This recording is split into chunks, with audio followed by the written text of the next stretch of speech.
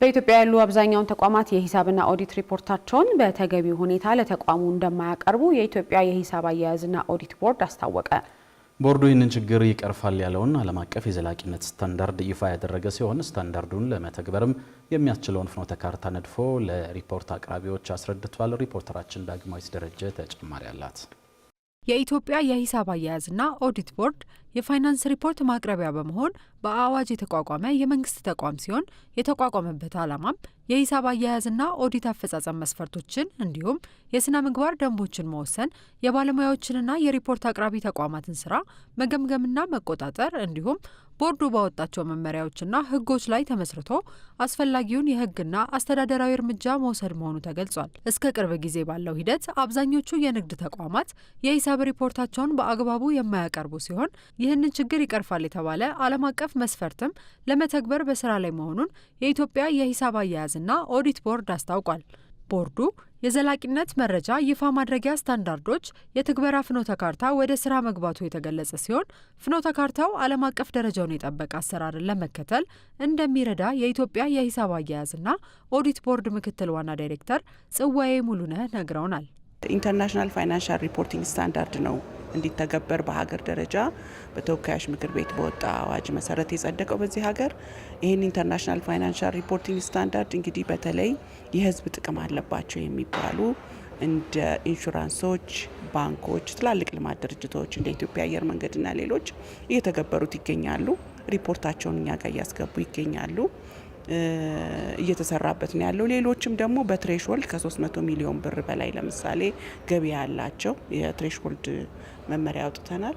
በዛ መሰረት የሚተገብሩም አሉ። ስለዚህ በአጠቃላይ ሁሉም እየተገበረ ነው ባንልም ግን በአብዛኛው እየተገበረ ነው ብለን እንላለን። አንዳንድ ተቋማት የሂሳብ ሪፖርታቸውን ከግንዛቤ እጥረት ሆን ብለውና በተለያዩ ምክንያቶች እንደማያቀርቡ በዚሁ ወቅት የተገለጸ ሲሆን ቦርዱ ይህንን ችግር ለመቅረፍ ግንዛቤ ከመስጠት ጀምሮ በርካታ ተግባራትን እያከናወንኩ ነው ብሏል።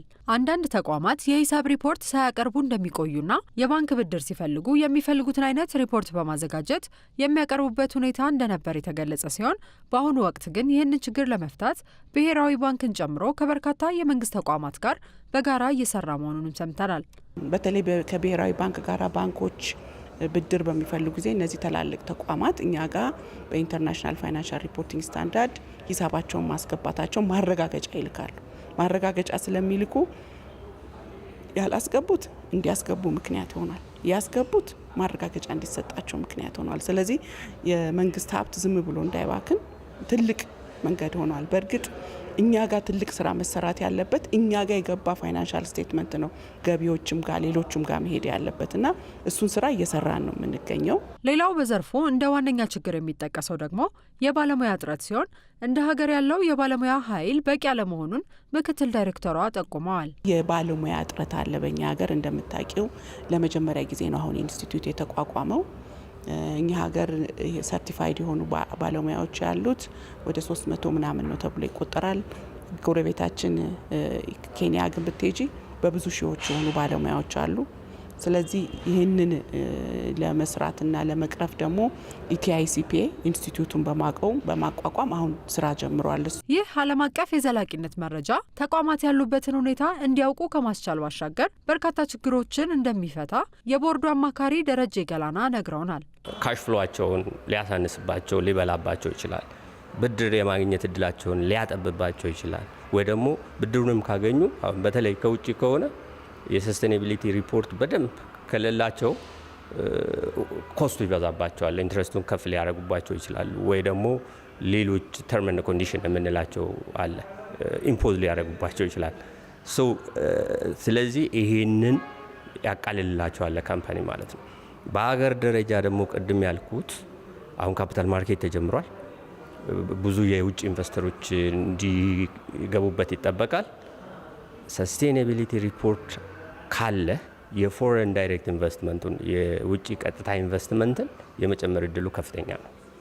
የኢትዮጵያ የዘላቂነት መረጃ ይፋ ማድረጊያ ስታንዳርዶች የትግበራ ፍኖተ ካርታ በኢትዮጵያ የሂሳብ አያያዝና ኦዲት ቦርድ ከኤፍኤስዲ አፍሪካ፣ ጂዜድ እና ኤፍኤስዲ ኢትዮጵያ ጋር በመተባበር ያዘጋጀው ሲሆን ይህንን ሂደት ለመደገፍ ለሪፖርት አቅራቢ ተቋማት ተግባራዊ ግንዛቤ ለመፍጠር ያለመ ለ3 ቀን የሚቆይ የትግበራ ወርክሾፕ እያካሄደ ይገኛል።